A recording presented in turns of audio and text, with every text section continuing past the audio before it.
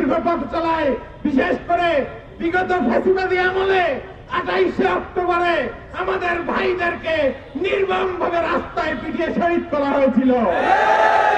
আপনারা জানেন এরপরে পিলখানায় বিডিআর হত্যাকাণ্ড ঘটিয়েছিল। আপনারা জানেন 28শে ফেব্রুয়ারি আল্লামা সাঈদীর সেই রায়ের প্রতিবাদ মিছিলে গুলি করে 2 দিনে প্রায় 250 মানুষকে হত্যা করা হয়েছিল। আপনারা জানেন 5ই মে শাপলা চত্বরে নিরীহ আলেমদের উপরে হামলা করা হয়েছিল। সর্বশেষ এই জুলাই আন্দোলনে অসংখ্য মানুষকে শহীদ করা হয়েছে। এই উপস্থিতি আমরা আজকের এই প্রোগ্রাম থেকে অবিলম্বে দাবি জানাতে চাই, সকল হত্যাকাণ্ডের বিচার করতে হবে।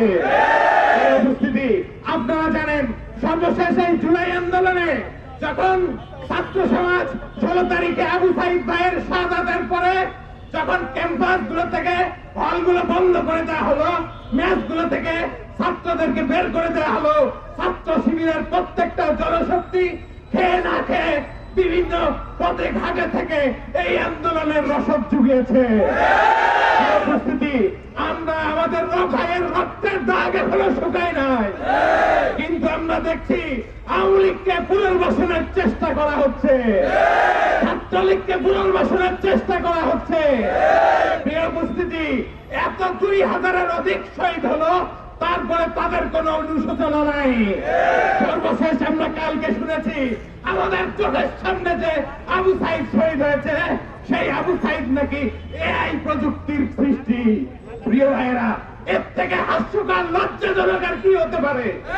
সেই আওয়ামী দুঃশাসনকারী সেই শেখ হাসিনাকে যারা ফেরত নিয়ে আসার চেষ্টা করছেন, যারা আওয়ামী ফেরতদের পুনর্বাসনের চেষ্টা করছেন, এই কারমাইকেল প্রশাসন সহ সকল ক্যাম্পাসগুলোতে যারা নামে বেনামে সংগঠনের নাম দিয়ে, সংগঠনের নাম দিয়ে যারা ছাত্রলীগ পুনর্বাসনের চেষ্টা করছেন, আজকের এই মিছিল থেকে অবিলম্বে সোচ্চার করতে চাই, অবিলম্বে হুঁশিয়ার করতে চাই, অবিলম্বে আপনাদের তৎপরতা বন্ধ করুন।